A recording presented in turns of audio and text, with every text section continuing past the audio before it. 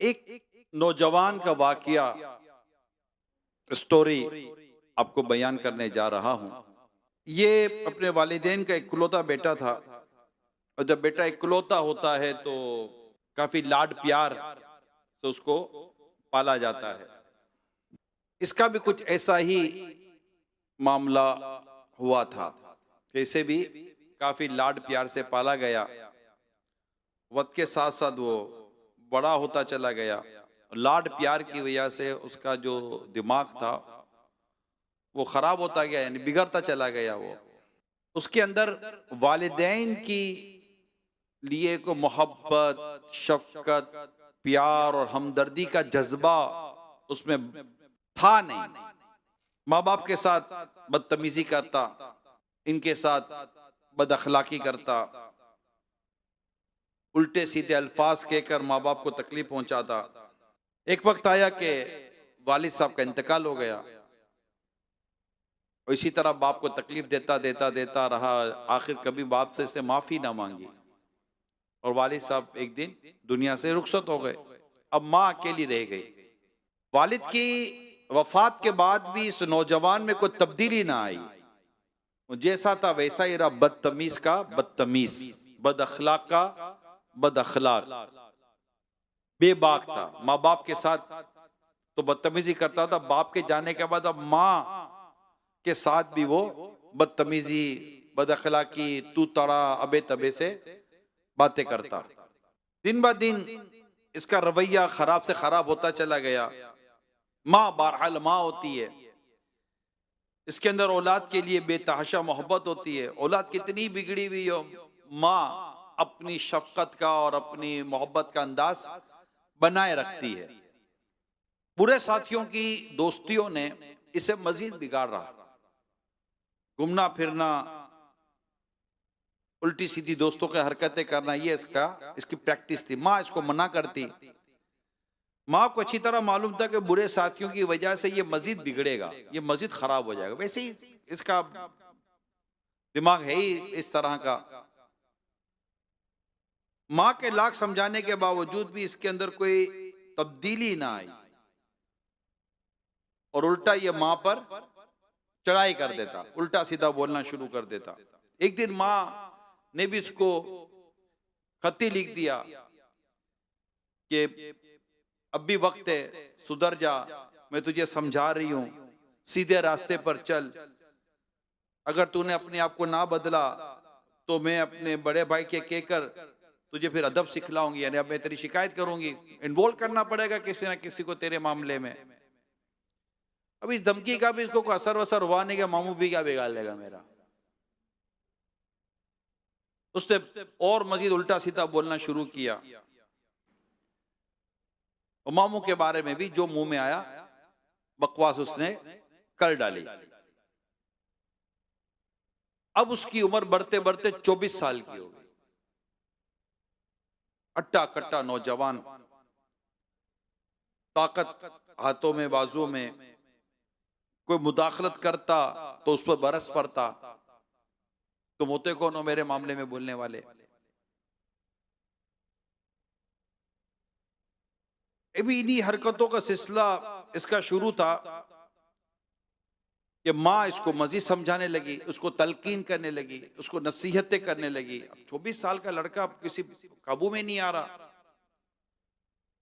इस पर बेटे का पारा चढ़ गया, और ये बेटा हुआ अब आपे से बाहर। जूता निकाला और मां को दे मारा। मां ने जूते से बचने की कोशिश की, मगर जूता उसकी कमर पर लगा।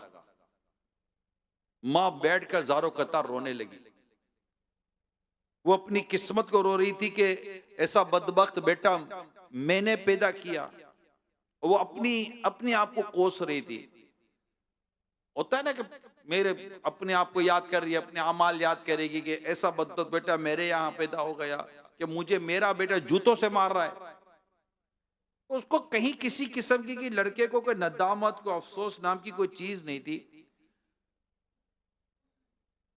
माँ इतनी तकलीफ देती, इतनी तकलीफ देती कि अचानक नाफरमान बेटे के लिए मां के मुंह से बद्दुआ निकल गई। बद्दुआ, और वो भी मां की। देती नहीं है ये मां बद्दुआ, यूं देती नहीं है, लेकिन मां के मुंह से निकल गई ना, ये कहते तीर कमान से निकल गया। अब ये नाफरमान बेटा जूता मारने के बाद घर से निकल गया, दोस्तों में चला गया, अपनी करतूतों में गया, हरकतें करने लगा जो दोस्तों में हल्ला गुल्ला करना होता है। थका हारा घर वापस आया, जाकर माँ को पूछता नहीं है, माँ गुस्से में आ गया था, दिमाग खराब हो गया था, तुझे मारा पीटा, माफ कर दे वगैरह होता है ना आदमी हमदर्दी। पता ही नहीं है कि माँ जी रही है मर रही है क्या था। थका हारा घर आता है, अपने कमरे में जाता है, जाकर सो जाता है। पूछा ही नहीं माँ को कि माँ तेरे का साथ क्या हो गया। वो माफी आफी तो बंदा मांगेगा नहीं मांगेगा, कुछ भी नहीं। सुबह माँ जब उठी तो वो तो सोया पड़ा हुआ था, माँ अपने काम में मसरूफ थी। जब इसकी आंख खुली नौजवान की, तो क्या देखता है कि वो जिस हाथ से इसने अपनी माँ को जूता मारा था वो हाथ ही काम नहीं कर रहा, यानी हाथ मफलूज हो गया, हाथ तो फालिज पड़ गया, पैरालाइज हो गया, हाथ कंप्लीटली पैरालाइज हो गया। उसने फौरन दरवाजा बंद किया और चीख चीख कर रोने लगा कि मेरा हाथ मेरा हाथ मेरा हाथ। अब मां उठकर अपने काम में लगी हुई थी, अचानक मां के कानों में आवाज आई कि मेरा बच्चा रो रहा है, चीख रहा है। मां तो मां होती है ना। मां जल्दी से कमरे की तरफ दौड़ी, दरवाजा खोला तो देखा तो बच्चा तो बिल्कुल उल्टा पड़ा हुआ है, 24 साल का नौजवान है, हाथ उसका काम नहीं कर रहा, मुड़ चुका है, फालिज लग गया है, चीख रहा है, रो रहा है, चिल्ला रहा है। अब मां क्या करती, मां ताना नहीं दे रही, मां ताना नहीं दे रही, देखा कुछ भी नहीं कर रही, ये मां होती है। मां आती है, बेटे को उठाती है, सीने से लगाती है, बेटा रो रहा, मां भी रो रही है। और बच्चा अब कह रहा है कि मां जिस हाथ से तुझे मारा था ना वो हाथ अब मेरा काम नहीं कर रहा, अब मैं क्या करूं। अब मां बेचैन परेशान, सारी उम्र की तकलीफों को भूलती हुई रब से दुआ करती है, मौला मैंने इसे माफ किया, तू भी माफ कर दे। मगर मेरे प्यारे इस्लामी भाइयों, ये स्टोरी कुछ और है। मैंने वाकया सुनाते सुनाते कह दिया, तीर कमान से निकल चुका था। मां ने अपने रब के हुजूर अर्ज की, मौला माफ कर दे, मगर कहानी यह है, और जिससे यूं कहा जा सकता है कि अल्लाह पाक ने गोया इसके लिए फैसला फरमा दिया कि अब इसका हाथ सही नहीं होना। इसने अपनी मां पर जुल्म किया, इसने मां के साथ ज्यादती की, और आखिरकार इसका लड़के का हाथ फालिज हो गया और जिंदगी भर के लिए मोहताज और माजूर बन गया। अल्लाह अल्लाह अल्लाह। मेरे प्यारे इस्लामी भाइयों, ये बात समझने की कि बंदा अपने माँ से कोई या बाप के साथ कोई सा जुल्म, कोई सी ज्यादती कर बैठता है, और अल्लाह पाक को इस कदर वो उसका अमल नापसंद होता है, इतना अल्लाह पाक उस पर मतलब इस मामले में अल्लाह कितनी भी नाफरमानी कर बैठता है कि वो समझे कि वो बहुत बड़ी भूल खा जाता है। आज मेरा बयान आप समझ गए कि क्या है। माँ बाप, अल्लाह पाक हमारे माँ बाप को सलामत रखे। हर औलाद गौर करे कि इसने अपने माँ बाप के साथ क्या किया है। उससे हाथ उठाया, उसका हाथ फालिज हो गया।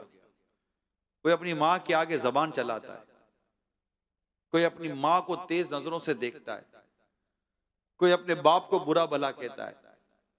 अभी पिछले दिनों में लाइव प्रोग्राम कर रहा था, उसमें मेरे इस्लाम भाई बता रहे थे, वो कहीं जुम्मा पढ़ाते थे, तो कहा मैं जुम्मा पढ़ कर बाहर निकला तो मैंने देखा कि एक नौजवान एक बूढ़े आदमी को मार रहा है, मार रहा है, मार रहा है। मैं भी परेशान हो गया कि ये नौजवान है कौन, एक बूढ़े आदमी को मार रहा है। बाद में पता चले बूढ़ा आदमी इसका बाप था, बाप को पीट। ये कराची की बात कर रहा हूं मैं, गांव देहात, किसी ऐसे इलाके की बात नहीं कर रहा। कराची की बात कर रहा हूं कि बेटा अपने बाप को मार रहा था। और ऐसे मैंने कई वाकयात पढ़े हैं कि बेटा मां के ऊपर जुल्म करता है, मां की जायदाद के पीछे पड़ा हुआ है, मां के माल के पीछे पड़ा हुआ है, मां ज्यादा बोलती है तो वो गुस्सा कर देता है। ऐसे तक वाकये पड़े जिससे गरम स्त्री मां की पीठ पर लगाई है। कैसे लोग हैं ये, कैसे लोग, जरा सोचे तो सही। कोई माँ बाप के लिए कोई रहम, कोई माँ बाप के लिए कोई इज्जत, कोई माँ बाप की कोई अहमियत है या नहीं है? मेरे प्यारे इस्लामी भाइयों, जब माँ बाप बूढ़े हो जाए ना, इनके आगे उफ तक कहने की इजाजत नहीं है। यानी कोई ऐसा जुमला जिससे माँ बाप को तकलीफ पहुंचे। क्या है, क्या पीछे पड़ गई है? हमारे यहाँ तो बीबी, मैं ये कह सकता हूं कि हर तरफ ऐसा माहौल नहीं है कि इज्जत वाला, लेकिन फिर भी हमारी सोसाइटी में, हमारे कल्चर में अभी कुछ ना कुछ माँ बाप के ताल्लुक से कहीं ना कहीं को रिस्पेक्ट वाला माहौल मिलता है। लेकिन अगर आप मुल्क से बाहर वेस्टर्न कंट्री में जाए, you old man, you old women, उठाकर फेंक देते माँ बाप को, उठाकर फेंक देते, चाहिए नहीं माँ बाप। क्या हो गया? माँ बाप ने कभी उठाकर फेंका है आपको? वो पहली खांसी जो हमें बचपन में हुई थी, मां कितनी तड़पी होगी। वो पहला बुखार जब हमें था, बाप कितना बेचैन हुआ था। वो ऑफिस से आते हुए, काम से आते हुए, पहला फल जो बाप ने देखा था, उसको बेटा याद आया होगा, आज अपने बेटे के लिए मैं आम लेके जाऊंगा, आज अपने बेटे के लिए सेब लेके जाऊंगा। याद है मैं बाप ने बिठाकर केले के छिलके उतारकर हमको खिलाने की कोशिश की, तो हम भाग गए थे और बाप पीछे भागा था हमें खिलाने के लिए। बाप घुटनों के बल चल चल कर आता था हमारे पास। कभी कोई याद है या नहीं है? भूल गए हो?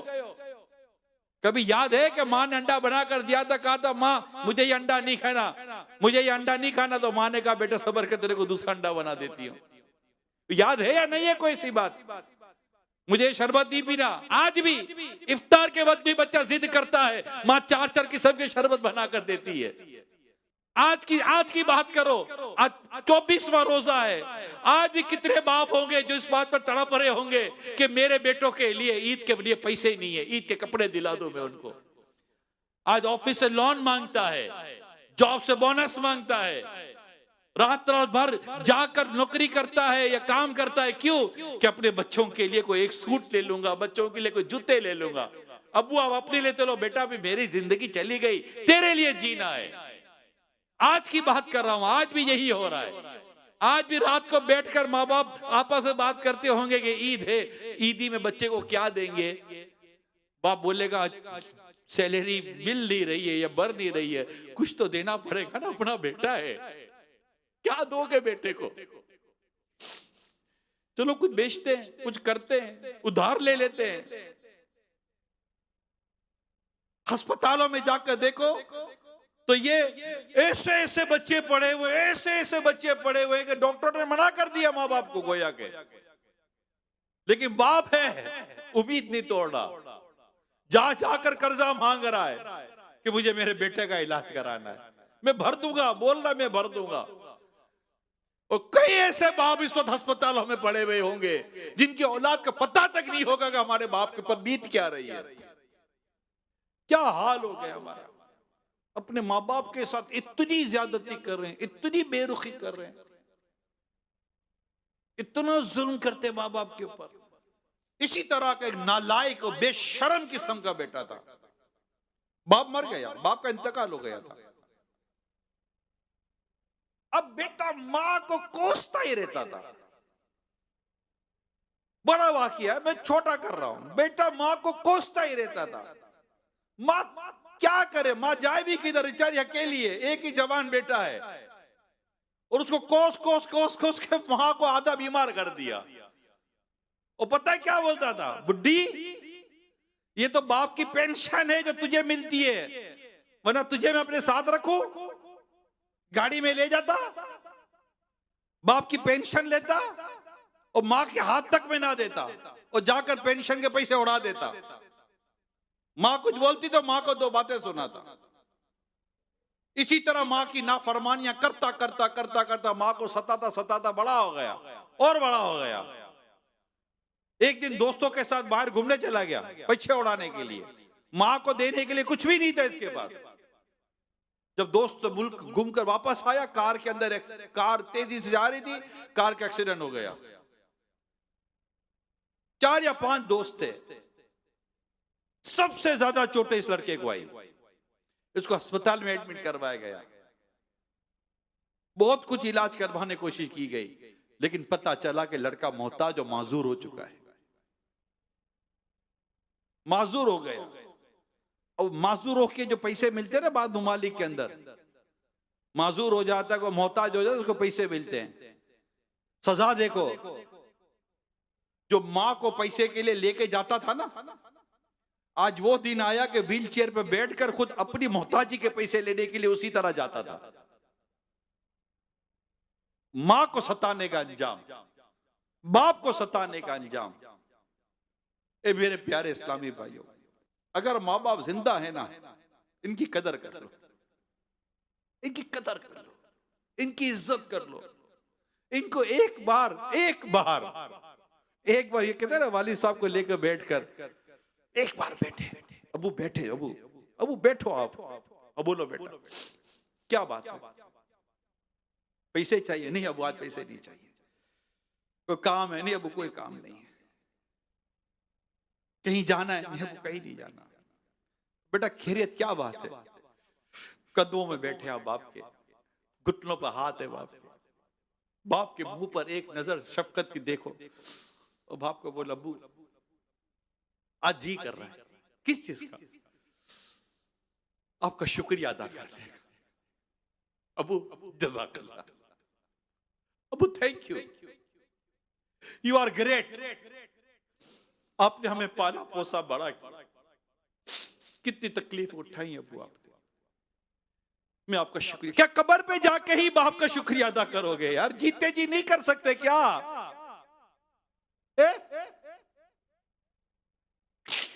माँ के साथ उन कदमों में बैठ, माँ बैठ, क्या बेटा बोलना मेरे लगते जिगर, क्या हुआ? माँ बैठ तो सही। माँ बोले कि बेटा बोल, माँ तू बहुत अच्छी है, आप बहुत अच्छी हो, मैंने आज तक आपको बहुत सताया है माँ, मेरे हाथ जुड़े हुए माँ मुझे माफ कर देना। मुझे पता चला है कि अगर माँ नाराज हो तो मरते वक्त कलीमा नसीब नहीं होता, कलमा पढ़ नहीं सकता बच्चा जब तक माँ नाराज हो। माँ तुम मुझसे नाराज मत होना, आप राजी हो जाओ मुझसे, मेरे जितनी आपकी नाफरमानियां की है माँ मुझे माफ कर दो। फिर माफी मांगे कहना माँ आप बहुत अच्छी हो। जब मैं बचपन में बिस्तर में पेशाब करता था ना, माँ आप मुझे मेरे गीले पर सोकर मुझे सूखे पर सुला देती थी। रात रात भर जागकर माँ आपने मुझे दूध पिलाया है, और अब्बू को भी नहीं उठने देती थी, इस बेचारे की सुबह जॉब है। रात रात भर मुझे दूध पिलाती थी, सुबह मेरे अब्बू को नाश्ता देती थी। माँ आपकी कोई सैलरी नहीं है, आपका कोई बोनस नहीं है, आपका कोई अलाउंस नहीं है, और जिस दिन ईद के दिन सब छुट्टियां करते, माँ सबसे ज्यादा मेहनत तुमने की है, सबसे ज्यादा काम मेरी माँ आपने किया है। और जब मेरे दूसरे भाई बहन आए ना माँ, तब भी आपकी ये आप ही हो माँ, ये आप ही हो, कोई ये ना कर सके कि मेरे दूसरे भाई बहन भी आए, मगर माँ आपकी शफकत और मोहब्बत का दरिया इतना बड़ा था कि मेरी ना मोहब्बत भी कभी ना आई, और मोहब्बत भाई बहनों को भी तुम बांटती रही। माँ तेरी शफकत का दामन बहुत बड़ा है। जब मेरे पास नए कपड़े नहीं होते तो माँ आप ही ने अब्बू से सिफारिश की थी ना, मुझे नई घड़ी चाहिए थी, माँ आप ही ने कहा था ना अब्बू को कि बेटी को घड़ी दिला दो। माँ मुझे माफ कर दे, मैं तेरी खिदमत नहीं कर सका। मेरी माँ दुनिया में नहीं है मेरे प्यारे इस्लामी भाइयों, मेरे वालिद साहब भी नहीं है। मुझे पता है माँ बाप का दुनिया से जाना क्या होता है। मेरी मुझे पालने पोसने वाली मेरी खाला थी मेरी, जिसको मम्मा कहते थे, वो भी नहीं है। मुझे पता है कि ये साया चला जाए तो आदमी कितना बेछत का हो जाता है। जिनके जिंदा है उनकी कदर कर लो, उनकी खिदमत कर लो। इंशाअल्लाह ताला दुनिया में भी करम हो जाएगा, अल्लाह ने चाहा तो आखिरत में भी करम होगा। आज आप सबसे मेरी दरखास्त है मेरे प्यारे इस्लामी भाइयों, जैसे ही बयान खत्म हो रहा, जब आप उठे इशराक चाश की नमाज पढ़, जो भी आप उठे, मेरी दरखास्त है आपसे, क्या पता हम फिर उठ सके कि ना उठ सके, सबसे पहला काम आपने ये करना है। मेरी दरखास्त है आपसे, अगर आपके वालिदैन या दोनों में से कोई एक जिंदा है ना, मैसेज कर देना, सिर्फ इतना लिख देना, मुझे माफ कर दीजिए, बस सिर्फ इतना, मुझे माफ कर दीजिए, ये करके सो जाना। हो सकता है जवाब आएगा, खैरियत तो है बेटा, क्या हुआ था। ये फिर भी नहीं कहेगी कि तूने किस किस टाइम पर मेरे साथ क्या क्या बदतमीजी की थी। अब माफी मांगता है, और अगर कह भी देना तो फिर कह देना माफ कर देना। आज के बाद मेरी वजह से मेरे माँ बाप की आंखों में गम का आंसू नहीं आएगा, मैं अपने माँ बाप को तकलीफ नहीं दूंगा। एक नौजवान के बारे में मैं पढ़ रहा था, ये मौजू ऐसा, ये बड़ा जज्बाती कर देता है, ये मौजू वालिदैन का बड़ा जज्बाती कर देता है। मेरे कानों में आज तक मेरी माँ की आवाज गूंजती है, इमरान आ तो जरा दो बातें करनी है। मैं सही बताता हूं, मुझे मेरी खाला ने पाला था ना, मेरे वालिद साहब को नाश्ते में कुछ चीजें पसंद होती थी तो मैं कभी लेकर जाता था, और जब बैठ कर खाना खाता था मुझे वो वक्त याद है कि मेरे वालिद साहब कितने खुश होते थे कि आज मेरा बेटा मेरे लिए नाश्ता लाया। ये बड़ा जज्बाती मौजू है। तो वो नौजवान था, छोटी मोटी नौकरी करता था, जैसे ही उसके हाथ में कुछ पैसे आते ना, आकर टेबल पर रखता था और इसके वालिदैन पैसे उठाते थे, जितने कमा कर लाता था टेबल पर रख देता था। वालिद साहब टेबल से पैसे उठाते थे। कहां से उठाते थे? टेबल से पैसे उठाते थे। कहता है कि मैं यूं नहीं देता था, अगर मैं यूं दूंगा तो मेरे बाप को मेरे आगे हाथ फैलाना पड़ेगा। बात समझ रहे ना? अगर मैं यूं दूंगा तो मेरे वालिद साहब को मेरे आगे यूं हाथ फैलाना पड़ेगा। ये मुझे पसंद नहीं है कि मेरा बाप मेरे आगे हाथ फैलाए।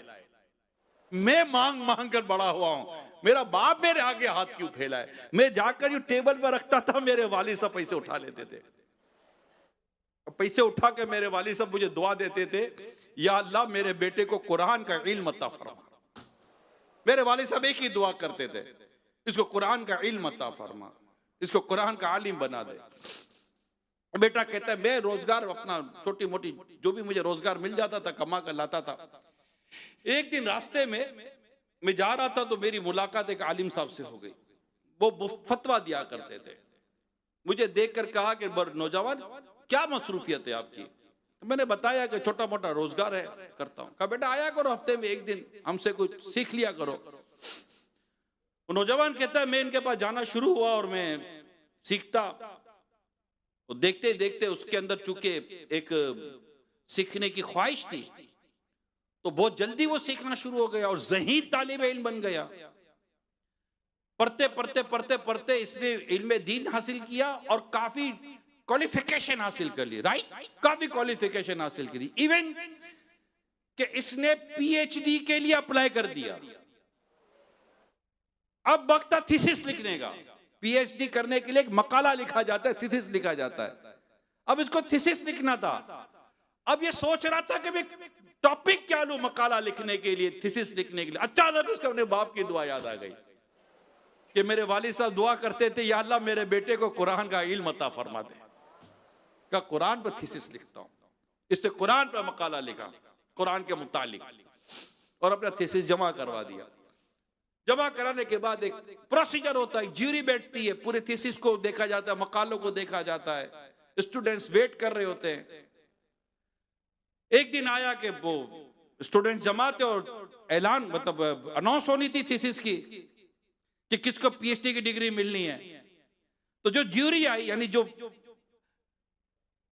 एग्जाम लेने वाले टीचर आए, यूं समझिए आप, जिन्होंने डिसीजन लेना था, उनमें वो शख्स भी था जिससे इससे पहले इल्म दीन हासिल किया था। वो देखकर हैरान हो गए कि ज्यूरी में ये शामिल है। उसने सारी जब रिपोर्ट्स पढ़ी तो वो फर्स्ट मैन जिससे इन्होंने इल्म दीन सीखा था, वो खड़े होते हैं, नौजवान के कंधे पर हाथ रखते हैं और कहा, पहली बार में मैं समझ गया था कि ये नौजवान कुछ बनेगा। और आज ज्यूरी फैसला करती है कि हम इसे इस्लामिक स्कॉलर की पीएचडी, और जो मकाला इन्होंने लिखा, मकाला हमारे यहाँ अप्रूव हो गया है और इसे पीएचडी की डिग्री हम दे रहे हैं। ये सुनते उसने रोना शुरू किया, नौजवान ने। ये सुनते ही उस नौजवान ने रोना शुरू किया। तो जो साथ के लोग थे वो कहने लगे कि बरखुरदार, ये तो खुशी की बात है, हम खुश हो रहे हैं आपके पीएचडी स्कॉलर बनने पर, पीएचडी हासिल करने पर, आप रो रहे हो। कहने लगा, रो इसलिए रहा हूं कि आज मुझे मेरे बाप की याद आ गई। क्या खैरियत? तो इसे सारा वाकया सुनाया। का बस वे जब भी मेरे वालिद साहब के हाथ में पैसे देता, मेरे वालिद साहब खुश हो जाते थे। बाप खुश होकर मुझे दुआ देता था, और दुआ ये होती थी, या अल्लाह मेरा बेटा कुरान मजीद का आलिम बन जाए। उस्ताद साहब, आज मैं अल्लाह पाक ने मेरे वालिद की दुआ कबूल कर ली और मैंने इस पर मकाला लिखा, और आज मेरे बाप वालिद की दुआ की बरकत है कि आज मुझे इस मौजू पर पीएचडी डिग्री मिली है। वालिद साहब की खिदमत, माँ की खिदमत, माँ की गमख्वारी, माँ की खैर ख्वाही। मैं आपको एक बात बताऊं, हजरत सैयदना अबू मूसा अशअरी रज़ी अल्लाह ताला अन्हु और हजरत सैयदना अबू आमिर रज़ी अल्लाह ताला अन्हु ने रसूल पाक सल्लल्लाहु अलैहि वसल्लम की खिदमत में हाजिर होकर अपने इस्लाम का ऐलान किया, इस्लाम कबूल किया। आपसे बेहत हुई तो आपने उनसे दरियात फरमाया, रसूल पाक सल्लल्लाहु अलैहि वसल्लम, सुनिएगा, तुम्हारे काफिले में एक औरत थी जिसे फुला नाम से पुकारा जाता है, उसका क्या हाल है? तुम्हारे काफिले में एक औरत थी जिसका नाम फुला था, उसका क्या हाल है? उन्होंने अर्ज की, हमने उस खातून को उसके खानदान वालों में छोड़ दिया। प्यारे आका सल्लल्लाहु ताला अलैहि वसल्लम ने इरशाद फरमाया, वाकया यह है कि अल्लाह पाक ने उसकी मगफिरत फरमा दी है। उन्होंने अर्ज की, अल्लाह पाक के रसूल सल्लल्लाहु अलैहि वसल्लम, आखिर किस वजह से उसकी मगफिरत हुई? इरशाद फरमाया, मां के साथ उसने सलूक करने की वजह से। फिर इरशाद फरमाया, अब सुनिए, इसकी मां बहुत बूढ़ी थी, इसकी मां बहुत बूढ़ी थी। एक डराने वाली आवाज आई, इसकी कौम में आवाज आई कि दुश्मन तुम पर हमला कर रहे हैं, हमला करने वाले हैं, आज आज हमला होने वाला है, इसलिए बस्ती छोड़ दे, बस्ती खाली कर दी जाए। चुनाचे वो अपनी बूढ़ी मां को पीठ पर लाद कर निकल पड़ी। जब वो थक कर चूर हो जाती, मां को पीठ पर उठाकर, तो अपनी मां को नीचे बिठा देती, फिर अपना पेट मां के पेट से चिपका देती, मां के पैरों तले अपने दोनों पैर रख देती ताकि मां के पांव गर्मी से झुलस ना जाएं। चुनाचे वो औरत अपने इस अमल की वजह से नजात पा गई और अल्लाह पाक ने उसकी बख्शिश फरमा दी। मां की खिदमत आए है, मां की खिदमत। वो एक वाकया पहले मैंने बयान के याद आ गया कि एक औरत लास्ट फ्लोर पे रहती थी और उस बिल्डिंग में आग लग गई। आग लगी, लोग निकलने लगे, निकलने लगे, निकलने लगे, उतरने लगे, आग बढ़ती चली गई। अब प्रॉब्लम यह था कि उस औरत के घर कमरे में एक बूढ़ी मां थी और उसका दूध पीता बच्चा था। अब या तो ये बूढ़ी मां को उठाए या अपने दूध पीते बच्चे को उठाए। इसने थोड़ी देर सोचा क्या करूं, आग घर में आ रही थी। फौरन फैसला किया और अपनी बूढ़ी मां को कंधे पे लिया और सीढ़ी पर चढ़कर छत पे चढ़ गई। भागी, चटपट भागी, मां को बचाना है, और छत पर जाकर कोने में जाकर बैठ गई। अचानक बेटा याद आ गया। अब उसने फूट फूट कर रोना शुरू किया, फूट फूट कर रोना शुरू किया कि मेरा बेटा तो अब जलकर राख हो गया होगा। रो ही रही थी कि अचानक उसके बेटे के रोने की आवाज आ गई। हुआ क्या था? हुआ यह था कि जैसे ही अपनी बूढ़ी मां को लेकर छत पर भागी, फायर ब्रिगेड का अमला सीढ़ी लगाकर उसके घर की गैलरी तक पहुंच चुका था। वहां यहां अपनी मां को लेकर छत पर भागी और यहां पर फायर ब्रिगेड का आदमी घर में जाकर इसके बच्चे को उठा रहा है। किताब में लिखा है कि इसने अपनी मां को बचाया, अल्लाह पाक ने मां के सदके में इसके बच्चे को बचा लिया। ये है मां बाप, ये है मां बाप। अल्लाह पाक हमें मां बाप का इताअत गुजार और फरमा बरदार बनाए और अल्लाह पाक हमें इनकी खिदमत करने की तौफीक अता फरमाए। और हमें बस अल्लाह पाक कभी ऐसा ना हो कि हमारे माँ बाप हमसे नाराज हो। हमने जिंदगी में बहुत सारी बेअमलियां की होंगी, एक बेअमली माँ बाप के साथ नाफरमानी भी है। अल्लाह पाक हमारे माँ बाप की जो जितनी हमने नाफरमानियां की हैं, हम अल्लाह पाक से भी माफ़ी मांगे और उसके प्यारे हबीब सल्लल्लाहु ताला अलैहि वसल्लम का वास्ता भी दें। आपको चंद हदीसें सुना देता हूँ कि अल्लाह पाक के आखिरी नबी सल्लल्लाहु अलैहि वसल्लम ने इरशाद फरमाया, आपसे सवाल किया किसी ने कि अल्लाह के नजदीक सबसे पसंदीदा अमल कौन सा है? फरमाया वक्त पर नमाज पढ़ना। मैंने अर्ज किया फिर कौन सा? फरमाया वालिदैन के साथ अच्छा सलूक करना। एक और हदीस सुनिए। एक रिवायत में है कि एक शख्स ने रसूल पाक सल्लल्लाहु अलैहि वसल्लम की खिदमत में हाजिर होकर अर्ज किया, या रसूल अल्लाह सल्लल्लाहु अलैहि वसल्लम, मैं आपके हाथ पर हिजरत की बैत करने के लिए अपने वालिदैन को रोता हुआ छोड़ आया हूँ। तो प्यारे आका सल्लल्लाहु अलैहि वसल्लम ने फरमाया, इनकी तरफ लौट जाओ और इन्हें इसी तरह हंसाओ जिस तरह इन्हें रुलाया था। माँ बाप पता है कितने करीम होते हैं, माँ बाप इतने करीम होते हैं। ये रिवायत का मैं पूरा मजमून अर्ज कर रहा हूँ, पूरी रिवायत का एक मजमून अर्ज कर रहा हूँ कि कुछ लोग जहन्नम की आग में जल रहे होंगे। रसूल पाक सल्लल्लाहु अलैहि वसल्लम इनकी तरफ जाएंगे कि इन्हें जहन्नम की आग से निकाला जाए। वो ईमान पर दुनिया से रुखसत हुए होंगे। बारगाह इलाही में अर्ज करेंगे कि मौला इन्हें भी, तो इरशाद होगा कि इन्होंने अपने माँ बाप को सताया है, इनको कैसे माफ किया जाएगा? तो प्यारे आका सल्लल्लाहु अलैहि वसल्लम इनके माँ बाप की तरफ तशरीफ ले जाएंगे और माँ बाप से इरशाद फरमाएंगे कि अपने बेटों को माफ कर दें। वो अपनी तकलीफों का बयान करेंगे माँ बाप। तो आका फरमाएंगे, आकर देख तो लो तुम्हारे बच्चों का क्या हाल है। जब वो देखेंगे जहन्नम में बच्चों पर क्या सजा हो रही है, तो वो बेकरार होकर कहेंगे, या रसूल अल्लाह, हमने हमारे बच्चों को माफ कर दिया। उस वक्त उनको जहन्नम से नजात नसीब हो जाएगी। यहां माँ बाप की शफकत और मोहब्बत हम सुन रहे हैं, मगर ये भी याद रखिएगा आखिर ये अमल किया मेरे मुस्तफा करीम सल्लल्लाहु अलैहि वसल्लम ने। आला तो दिखते हैं ना, उनके सिवा रजा कोई हामी नहीं, जहां गुजरा करे पिसर पे पिदर को खबर ना हो। तो प्यारे आका सल्लल्लाहु अलैहि वसल्लम को भी हमें राजी करना है, उनकी शफाअत हमें लेनी है और अपने माँ बाप को भी राजी करना है। तो आज कोई है नियत जिनको अल्लाह पाक ने वालिदैन का साया जिनका है कोई नियत करने वाले का हम आज ही अपने वालिदैन से माफी मांगेंगे? है कोई नियत करने वाले? बाहर इस्लाम भाई हैं, अंदर बाहर, जो ये नियत करेगा आज हम अपने माँ बाप को मैसेज करेंगे, माफी मांगेंगे, इनसे दरखास्त करेंगे हमें माफ कर दीजिए, और अगर ये दोबारा ये कोई नाराजगी का इजहार करेंगे तो फिर माफी मांगेंगे, फिर माफी मांगेंगे, फिर माफी मांगेंगे, इतनी मांगेंगे कि अपने माँ बाप को राजी कर लेंगे। कौन कौन नियत करता है? इंशाअल्लाह अज़्ज़ वजल माँ बाप को राजी करेंगे और माँ बाप की इताअत और फरमाबरदारी करेंगे। मगर एक बात आखिर में ये जरूर अर्ज कर दूं, माँ बाप की इताअत और फरमाबरदारी वही है कि जहां अल्लाह पाक और उसके प्यारे रसूल की नाफरमानी ना होती हो।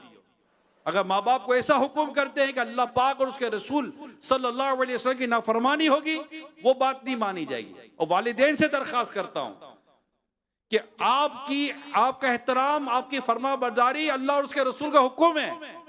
आपको ये बात ज़ेब नहीं देती कि आप अपनी औलाद को अल्लाह और उसके रसूल की नाफरमानी का हुक्म दें। तो इंशाअल्लाह अज़्ज़ व जल अगर हमने ये कर लिया, अल्लाह पाक ने चाहा तो माँ बाप भी राजी, रसूल पाक सल्लल्लाहु अलैहि वसल्लम से राजी हो जाएं, तो इंशाअल्लाह फिर अल्लाह पाक भी प्यारे हबीब के सदके में हमसे राजी हो जाएगा, रमजान भी राजी हो जाए और यूं हमारी मग़फ़िरत का सामान हो जाए। अल्लाह पाक अमल करने की तौफीक अता फरमाए। आमीन बिजाहि खातिम नबिय्यीन सल्लल्लाहु तआला अलैहि वसल्लम।